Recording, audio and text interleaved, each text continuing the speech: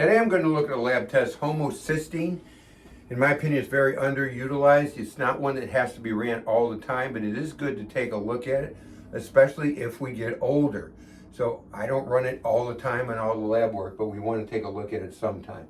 So if we have these symptoms, and this comes straight out of Cleveland Clinic, dizziness, fatigue, muscle weakness, pale complexion, tingling in your hands and feet, sores in your mouth, you would definitely want to run this lab test, homocysteine. Homocysteine is converted to methionine, and it's done that, it makes that conversion with B6, B12, and folate. Now, that requires betaine. So betaine has great and the best methyl donors and will make this conversion better than anything else.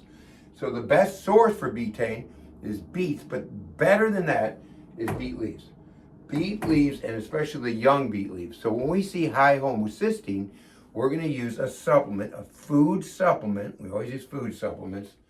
Nutrition comes from food, so we use food supplements. And that is made out of young beet leaves and makes that conversion. Now, don't be fooled. You see this B6, B12, folate. So they have the test of MTHFR, which I'm going to do a video soon. There's a lot of scams out there in nutrition, and that's one of them. And they'll tell you, well, you need methylated B vitamins. So they'll give you methylfolate, all this stuff, methylated B12, and it's not true. Because here's the deal. If they say you're not methylating your B vitamins, if you're not methylating B vitamins, you're going to be dead in 3 weeks. Because folate is the beginning of red blood cell production, and B12 comes in at the end. That's how we create red blood cells, which last 90, 120 days.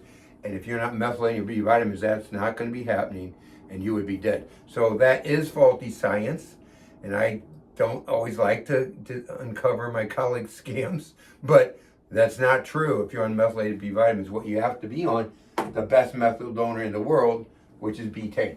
So what does high homocysteine cause? Again, I took this straight out of Cleveland Clinic. Stroke, blood clots, dementia, could cause heart attacks, heart disease, osteoporosis. So we need to be checking that just every once in a while. I don't run it with every blood work, like I said, but it needs to be checked. Now, this methionine, by the way, converts to cysteine. I forgot about that. Cysteine. And cysteine helps with inflammation, reduces inflammation, it increases liver health, and it helps with the immune system to connect or to communicate. So that's what cysteine does. So if you're not making that to methionine, that conversion, you're not making this conversion, and that can affect your inflammation, liver health, and immune system. So you want to make sure that homocysteine's in order. Now, there's some reasons it goes high, as aging can do it high. That's why I said we want to do it when we see as people age. Number two, men, it can go higher. Now, if it does that in aging, that we still want to bring it down with the proper supplementation. Now, you could eat beets and beet leaves, but you just have to eat a whole lot compared to taking a supplement that's concentrated. So, excessive alcohol use, that's another one that will cause it. And then smoking. Smoking, we know, causes cancer.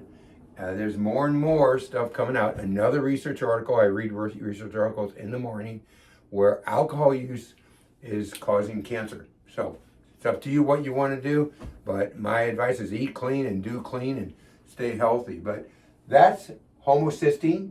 That's why we take it. We want to avoid these things. We don't want to wait till one of these stroke or blood clots or dementia happens and say, oh, we should have been checking these things. We want to avoid these things and be ahead of the game, not have this, but have a good, healthy life. So that's homocysteine. That's why you run homocysteine every once in a while, to make sure homocysteine is within the proper levels.